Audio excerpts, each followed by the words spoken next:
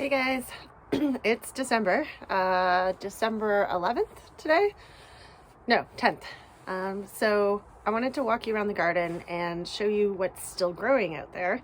We've had frosts, we've had snow, but there is still food in this garden. So I wanted to show you and yeah, maybe inspire you guys to do a little bit of winter gardening no matter where you are. Okay, let's go. Alrighty. So down here, we've got some Swiss chard. They're looking a little worse for wear, but honestly guys, this can just be picked and put into soups and stews and chopped up. Yeah, there's like some bad spots, but you just cut that out. So we've still got Swiss chard. That's what's left of the tarragon. This stuff here, all of these were asparagus, which I've cut back now. There's one that's kind of hanging on, but I'll cut him back shortly too. Randomly around the place, I've got some sort of winter cabbagey guys. Actually, these are bok choy, I believe, little spoon-shaped leaves. These are lettuce, which I don't think we're gonna get much out of them, but they were cold-tolerant lettuces, and as you can see, the frost and stuff hasn't killed them. I just planted them too late, so they're too small. Oregano. Eventually this will all go black, but right now it's still edible, still picking it. These two guys are celery, which I cut back, but as you can see, it's still growing. We're getting fresh new growth. So I'm thinking in the spring that will pop up again on its own. Okay, this stuff here is tatsoi, and I've got a bunch of it growing over here too.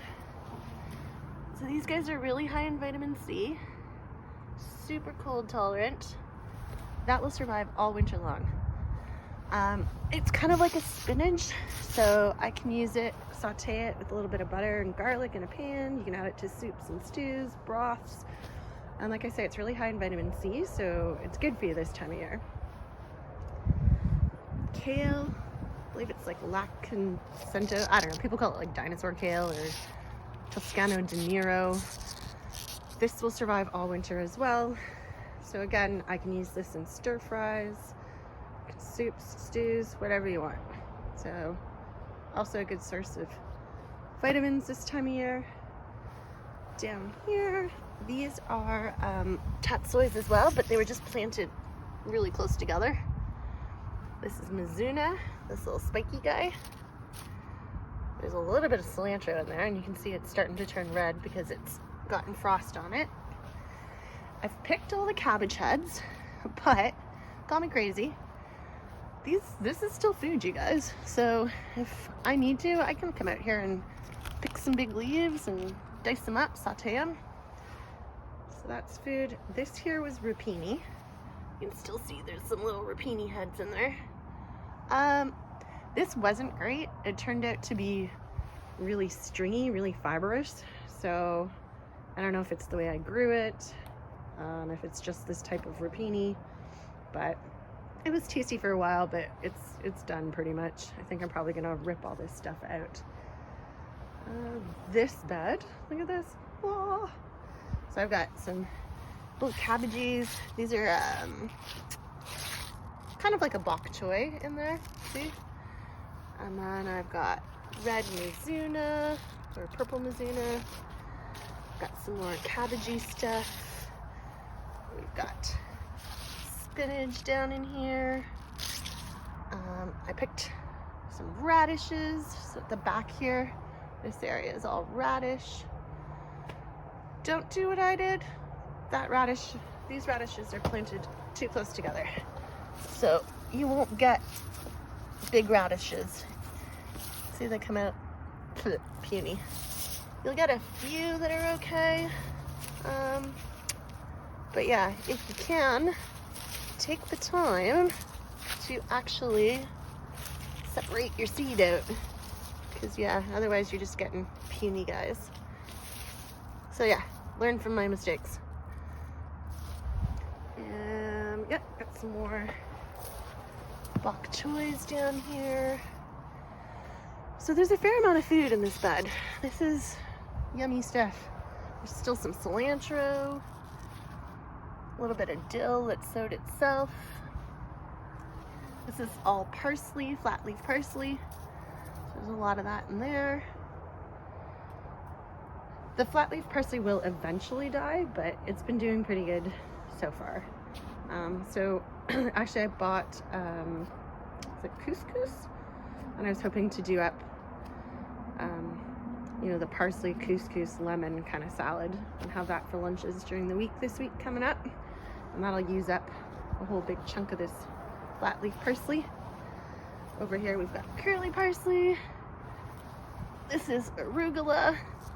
The arugula is starting to look a little gross now, but there's still bits of it that are still quite edible. It's very spicy this time of year, so you only need a little bit in a salad and it gives it a little kick. What else can I show you?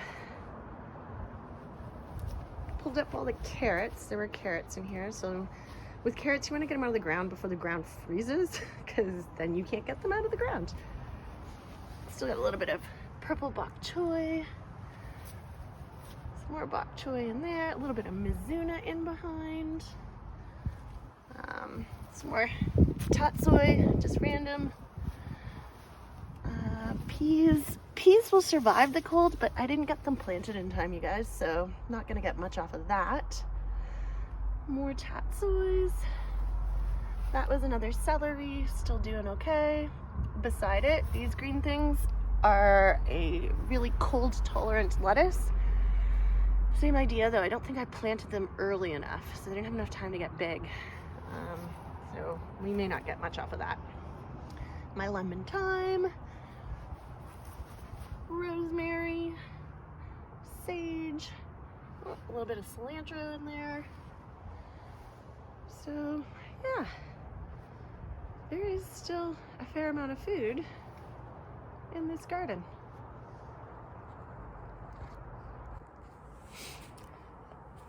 Well, thank you for walking around with me today. As you can see, there's still quite a bit of food out there.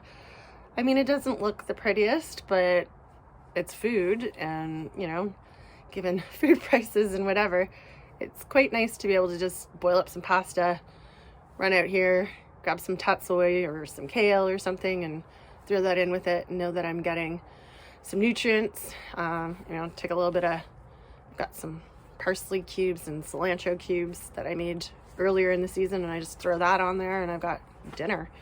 So yeah, thanks for coming along, and I hope you guys all have a great holiday season. We're not quite there yet, but it's getting close. People are probably running around doing their holiday stuff. So thanks for taking the time to hang out with me today. Bye-bye.